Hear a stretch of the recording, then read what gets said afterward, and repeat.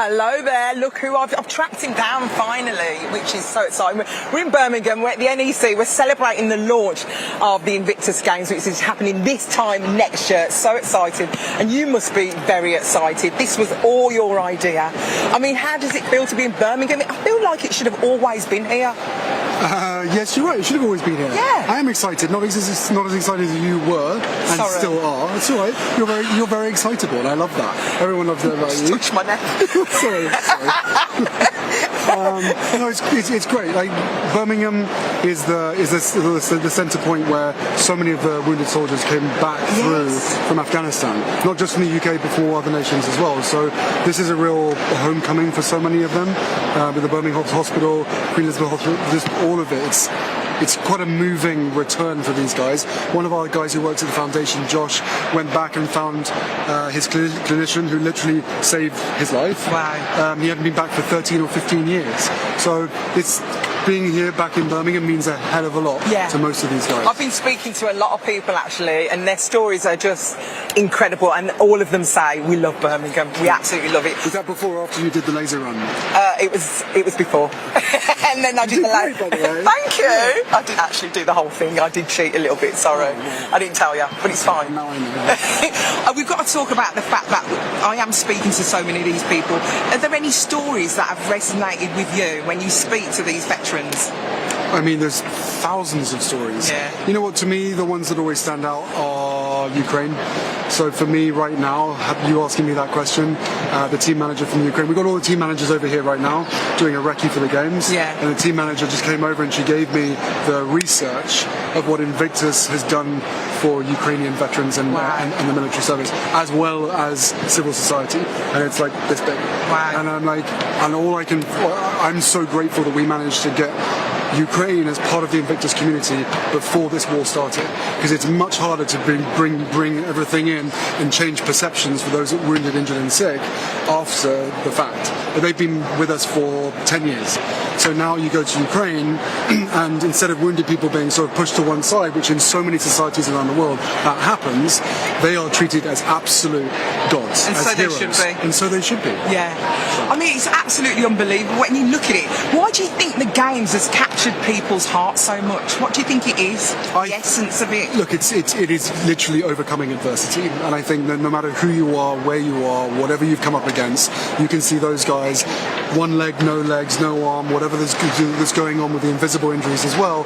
There's just a huge amount of respect, hope, but also admiration and inspiration, because no matter who you are, whether you've been lying on the couch with a broken back or whatever injury or illness that you've had, you look at these guys and go, well, if they can do it, I can bloody well do it as well. Yeah. And I think that's the mentality. And again, look, for all the military training that everybody has, there's resilience in every single one of us. So true. And I think that when you're really up against it, how you decide to use that trauma, that experience, or that loss, how you use that to really grow that resilience in yourself, I think that's where people can connect to it. And now more than ever, we need to grow the national resilience here in the UK, but also around the world. Harry, you speak so eloquently. It's so lovely to I love hear your hoop earrings, by the way. Oh, thank you both. Thank you.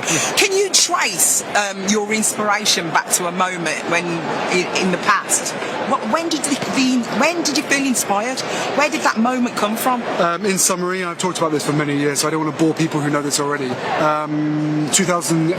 You do realise we're never bored by you, right? Okay, all right, that's great. Never bored by you. We love to hear you. No one's ever bored by you. By the way, my kids love Junior Bake Off. Oh, stop it! Absolutely love it. And I love it as well. Come and do the show. It's far better than the grown-up version. What was the question? I was saying, can you trace that moment? So back to 2008, coming back on a plane from Afghanistan after a 10-week deployment. And as we took off, everybody else was coming back on R&R. So the feeling on the plane was more celebratory. For me, I'd been pulled out of Afghanistan. I was pretty miserable. And as we took off, the curtain in front of me opened, and 3 British soldiers, all in induced comas, were lying on hospital beds in front of me. And once the plane took off, I went forward, had a chat to the doctor, and he told me each of their stories. One of the guys was holding a test tube with shrapnel that had been taken out of his neck and his head, holding that in his hand.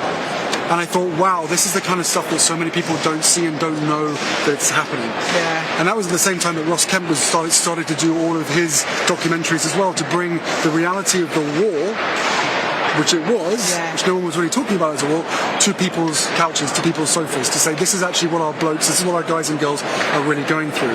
That then led to 2013, the Warrior Games in America, in Colorado Springs, in the middle of nowhere, on an air base, and that was sport literally rehabilitating the soul and the mind and the body, and I was like, we need to make this thing international. You must, honestly, your kids and Megan must be so proud of you. Yeah, Do I'm they proud. tell you every day? They don't tell me every day that they're proud of me, but yeah, I'm proud of them, they're proud of me. I love my family. Well, I've got to say, I know you love me because you keep imitating me. What was that all about at the Stephen Colbert show? What was that all about? They found out that I am one of your secret admirers and that I follow your every move. So they said, who do you want to imitate? I said, obviously, Alison. Oh, thanks, darling. So we did thank that. you. By the way, it was a huge hit. It was. It was a huge We need hit. to do another one before Okay, you go. We'll do another one. And obviously, I live in Birmingham. Are you going to come round some ackee That and wasn't saltfish? obvious, but all right. I know my voice has changed and it's a lot more similar to yours. But would you be coming to my house today or a little bit later? You're invited me to your house? What for? A minimum ackee and saltfish. Okay. I've cooked it today. All right. And some soccer as well. Some A bit football, of sorry. Are you going to watch? Football, not soccer. You can watch it at my house. Maybe. Let's do it. Should we invite all There's these no guys as well? maybe. You're all welcome. We're all welcome? You're all welcome. All right, let me think about it. Let's have a think about it. I'll go and get everything ready in the house. A little tidy up. Okay. Bleach the toilets. Why does it need tidy up? Maybe a little bit. I'll bleach your toilet. Would for you? Yeah, Oh, of bless course. you. For you, anything. Can I come to the Invictus Games next year as well? Of course you have I'll to bring be my there. son and I'd be everything. disappointed if you weren't coming. It's so lovely to see you. Nice to see you as well. Oh. Thank you. See you later. I know you've got loads to do today. No worries. I'll let Thanks, you go. guys. Cheers. Bye. And that's how you interview Prince Harry, guys. Loving your work live from the NEC. Oh, love her so So happy much. with herself. Look at her. Never washing her neck again.